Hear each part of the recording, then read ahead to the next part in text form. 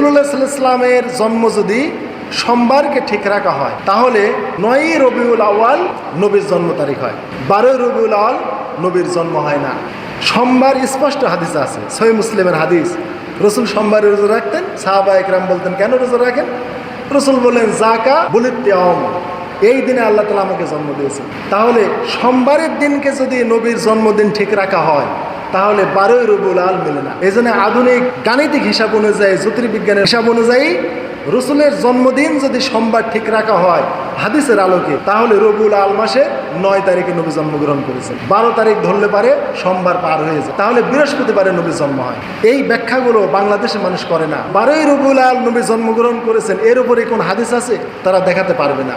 12ই রবিউল আউয়াল নবী জন্মগ্রহণ করেছেন এর উপরে ঐতিহাসিক বর্ণনা আছে। নবী সাল্লাল্লাহু আলাইহি ওয়াসাল্লামের জন্ম আমরা অনেকেই 12ই রবিউল আউয়াল মনে করি। আসলে সন তারিখ নিয়ে অনেক মতভেদ আছে। আরবের লোকেরা কোনো সন তারিখ মনে রাখতো না, সন তারিখ তারা লিখেও রাখতো না। তারা দিন মনে রাখতো এবং তারা বছর মনে রাখতো।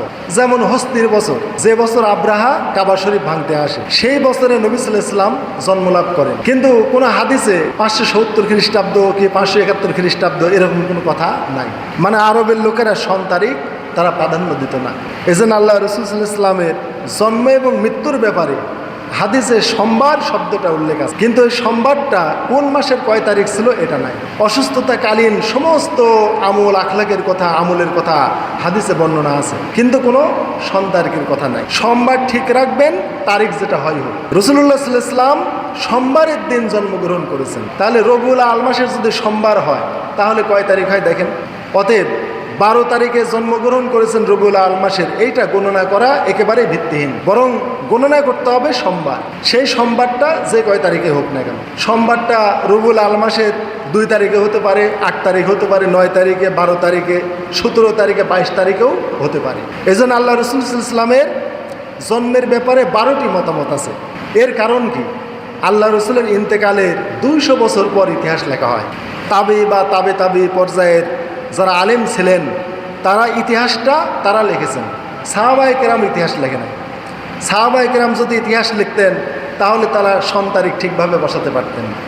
কেননা সাহাবায়ে কেরাম রসুলকে দেখেছেন। হযরত আবু বকর, হযরত ওমর, ওসমান, আলী বা আবু হুরায়রা রাদিয়াল্লাহু তাআলা আনহু, এই সকল সাহাবী যারা রসুলের সান্নিধ্য পেয়েছেন, সাহাবীরা যদি ইতিহাস লিখতেন তাহলে সন তারিখ তারা লিখতে পারতেন, কেননা তারা জীবিত ছিল।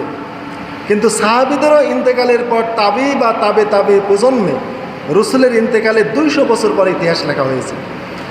আর ওই ইতিহাস লিখতে গিয়ে তারা এই সন তারিখ নিয়ে মতভেদ করেছেন। যেমন আল্লাহ রাসূলুল্লাহ সাল্লাল্লাহু আলাইহি ওয়াসাল্লাম জন্মগ্রহণের ব্যাপারে 8টি মাসের কথা উল্লেখ করেছেন ঐতিহাসিকগণ।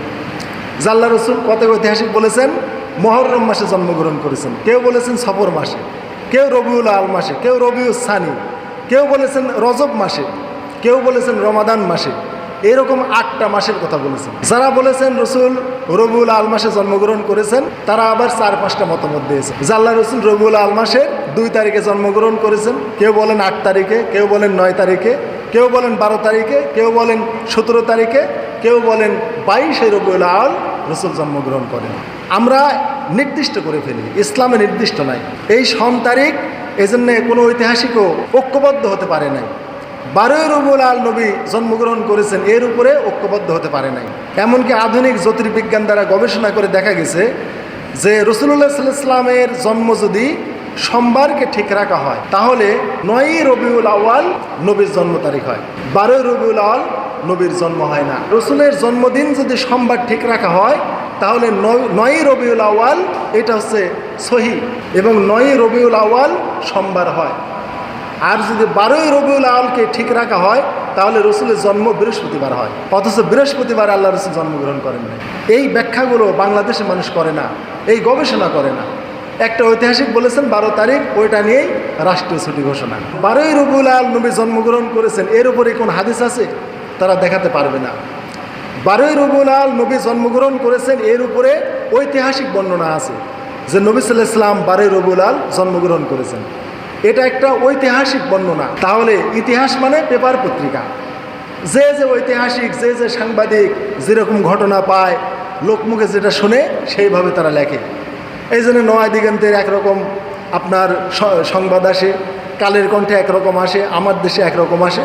যে যে সাংবাদিক যেটা দেখতে পায়, মানুষের মুখে শুনে পর্যবেক্ষণ করে, তার সেই অনুযায়ী পরিবেশ পরিস্থিতি অনুযায়ী সে সংবাদটা লেখে।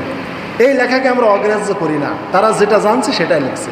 এই জন্যে এক এক সাংবাদিক এক একটা লেখে। তো ইতিহাসকে আপনারা সংবাদপত্রের মতো মনে করতে পারেন, এবং এক একটা ঐতিহাসিক এক একটা সাংবাদিক। বর্তমান যুগের সাংবাদিকেরা যেমন একটা ঘটনাকে বিভিন্নভাবে লিখছে শোনার ভিত্তিতে বা পর্যবেক্ষণের ভিত্তিতে, ওই টাইমের ঐতিহাসিকেরাও ওই রকম মনে করেন ইতিহাসের পাতায় যে যেভাবে শুনছে আল্লাহ রসুলের জন্মের ব্যাপারে, মৃত্যুর ব্যাপারে, সে সেভাবে লিখেছে। অতএব ইতিহাস বা সংবাদপত্র কখনো দলিল হতে পারে না।